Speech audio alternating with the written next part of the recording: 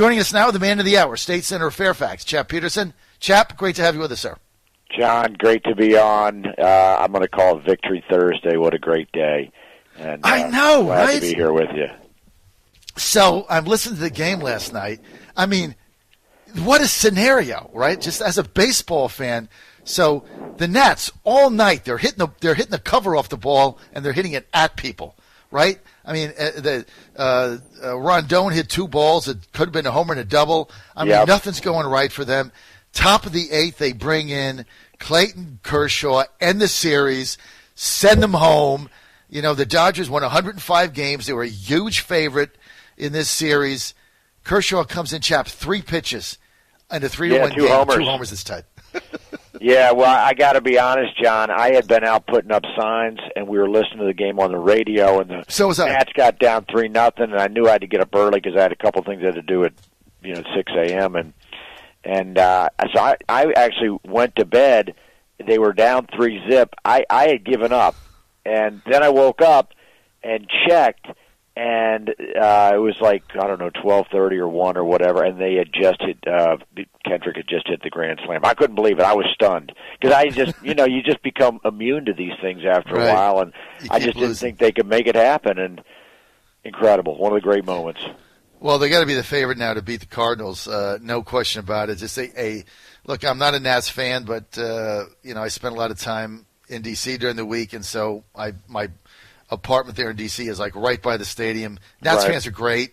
I mean, they're great baseball fans, and they've been kind of like the old Astro fans. They've been disappointed season after season. You always feel like you can't win, but what a fabulous victory to come back and win a game that way on the road.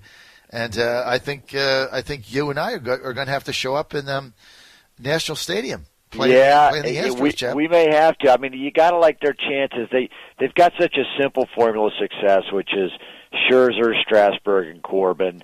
And even if Corbin's not been pitching great recently, the bottom line is they got 3 A-list starters. They've kind of been able to figure out the bullpen at least enough to hold on to leads, and they got the bats. I mean, Soto, Rendon. They hit Zimmerman a little bit, Adam Eaton, Suzuki. I mean, they got enough bats to get it done, and they remind me of the Caps or even UVA basketball in that they just feel like they're in a groove right now. They kind of got over the hump, and I mean, it would be amazing. Of course, the Mystics are in the finals, so we could have in the space of 14 months, maybe 14 months. 4 world champions in the D.C. area, if you count UVA, and I do. Well, yeah, you can do that, and so unlike Washington of late. Also, Dave Martinez, your manager, gets basically was exonerated. I listened to the whole game. I was on the road last night, so I listened to the Nationals broadcast. So top of the 6th inning, first and second, nobody out. Strasburg getting up. I think it was top of the 5th inning. Strasburg coming up, first and second, nobody out. Everybody figures, okay, that's the end of Strasburg, pinch hitter. You were down 3-0. Nope, Martinez left Strasburg in to pitch another 2 innings, which they didn't get anything off him. So he pitches the 2 innings. He couldn't sacrifice him over. Yeah. When he couldn't sacrifice him. That was a close call. Yeah. Yeah, it looked like that was just a bad decision. But listen, Martinez's decision played out because Strasburg pitched another 2 innings. LA didn't get anything. But I thought what his decision showed is the incredible confidence he had in his offense. Right. They were hitting the ball. It was just at people, but what a great win. Well, that's a good point. That's a good example of you stick with your plan. Even when you're behind, you stick with your plan. And they wanted Strasburg to go 7 innings, and they weren't going to take him out early and basically, you get off sequence or get off a schedule. And so that they let him hit, and obviously if he makes that bunt, then he looks like a genius. And Strasburg needs to do better on that. But he stuck with his plan. His plan worked, and he was vindicated. Okay, let's get to the disaster going on at FedEx Field. Yeah, Chap, yeah. both of us looked pretty stupid here. Both of us predicted. I predicted the Redskins would go 9-7 and make the playoffs. I thought their defense was much better than anybody gave them credit for, and but what a complete catastrophe you've got right now. Yeah, and it's sort of compounded. We get off to that great start against the Eagles, then we let that game get away. Defense falls apart. Keenum misses a couple throws. Then against the Cowboys, we're ahead, and then just they grind us down. And they're a really good team. They're a better team than we are. Bears, we just couldn't do anything on offense. We made Mitch Trubisky look like, Bart Starr. And then Patriots, fourth game. Now, these are four good teams. And to be honest, we were close the first half, and then second half we just couldn't compete. And,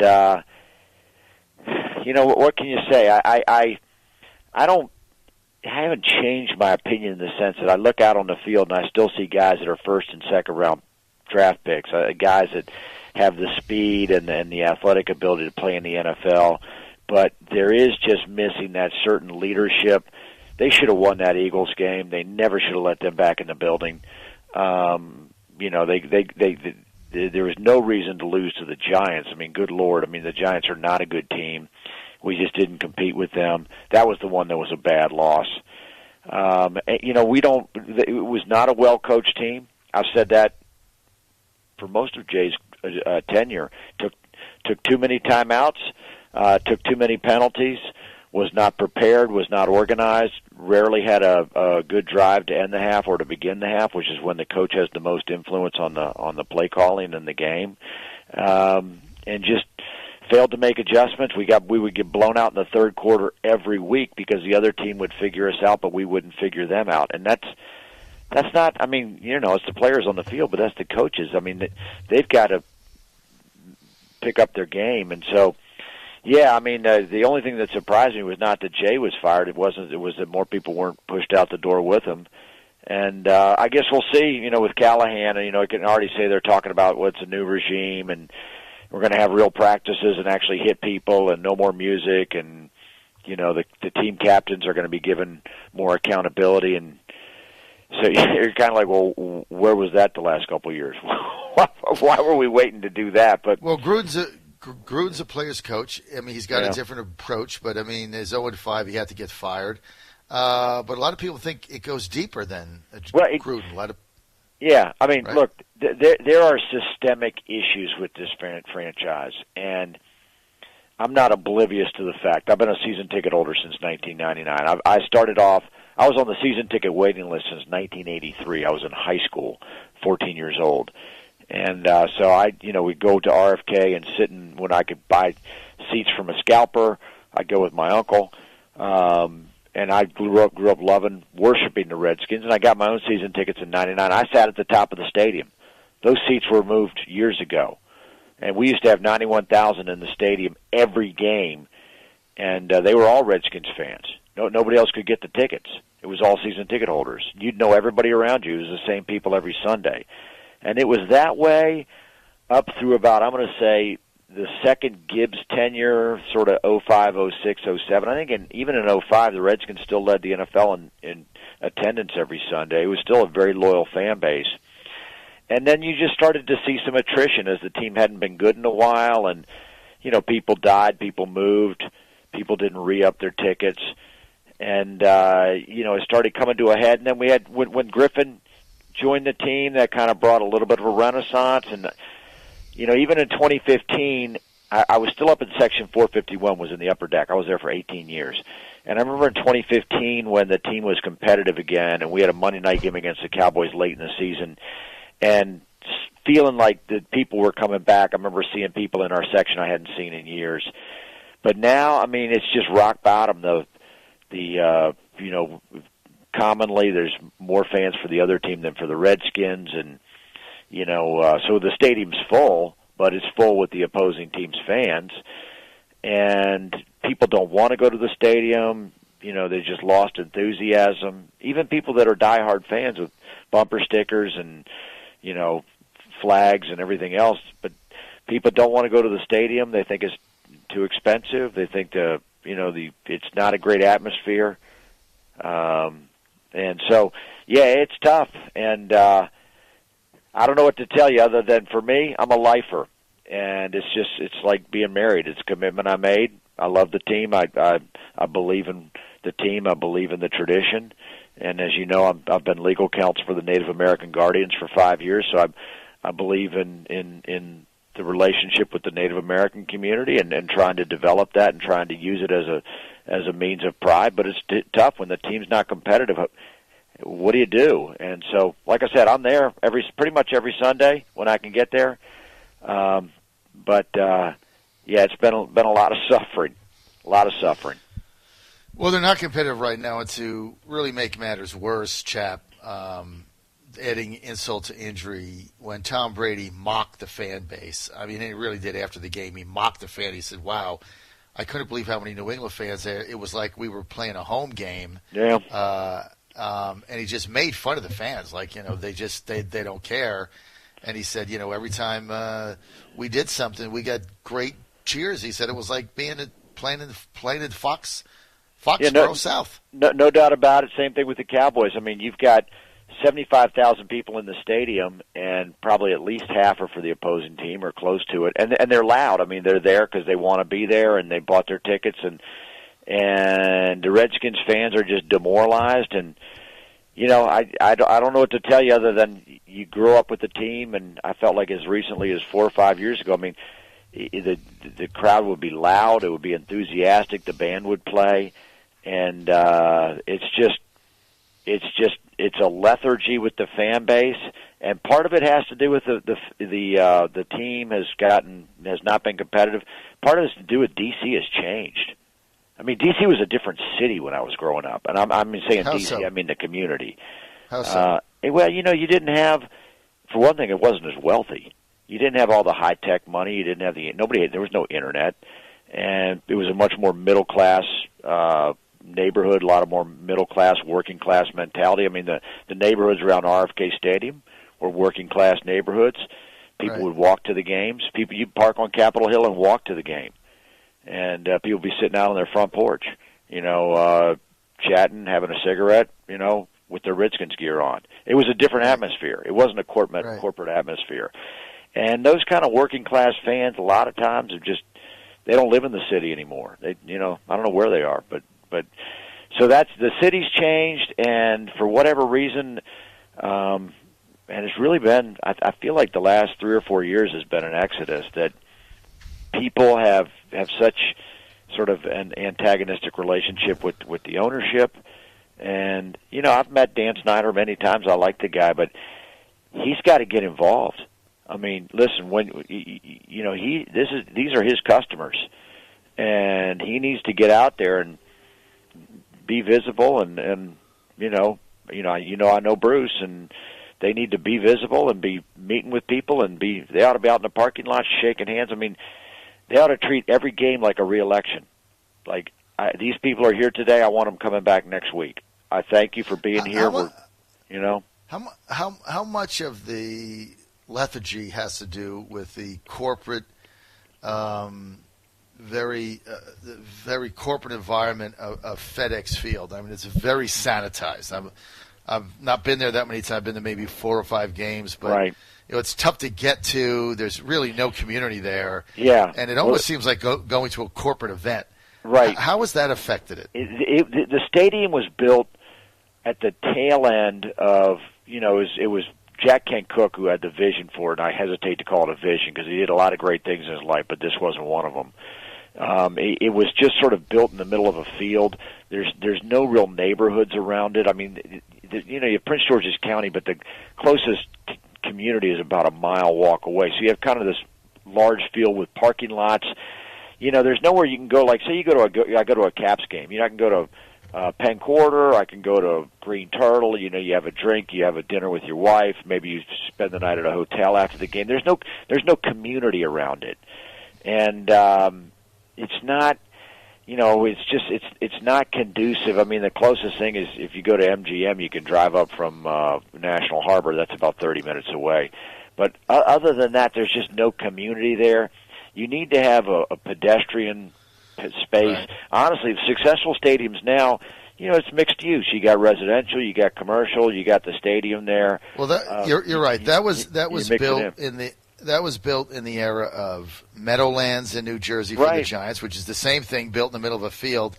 Giants and Jets have been able to survive that, but I never liked going there. I mean, my father took me as a kid going to Shea Stadium to see the Jets play. You know, you'd get off the subway and you'd walk through the neighborhood and go to Shea Stadium or the Giants' old Yankee Stadium. That was when the Silver Dome, I think, was built. Yeah, I mean, look at a lot of those. And the Redskins built their stadium. I mean, they had RFK, which was 55,000, and they had 50,000 on the waiting list. So they're like, well, let's build a stadium for 90-some thousand. We'll get all these extra people in the building. It didn't work, and it didn't work because people they were on the waiting list because they wanted to be at RFK. Right. That was the RFK was not. Wanted. RFK was not a bad stadium. I mean, it was really not. I mean, it's still there. They play soccer in it, but it was a great stadium. It was a small stadium. You were right on the field. It was loud. intimate. It was very intimate and loud. Yeah. I mean, I remember seeing an old Washington Senators game there. Yep. When I was it was originally built for baseball. Frank Robinson or Frank Howard and Ted Williams used to coach there. Yeah. So Camilo Pascual. It's tough, John, and all I can do is, like I said, I'm a lifer. I don't blame other people for saying I gave up my tickets, but for me, I think we can beat the Dolphins. If we beat the Dolphins, I think we can beat the Jets. I think we can beat the Giants if we get them again. You just gotta take it, inch by inch, and if we can get to 4 or 5 wins, we got to figure out if Haskins is a quarterback or not. I say just put him in. Just put him in there. I mean, what the hell? I mean, what do we got to lose?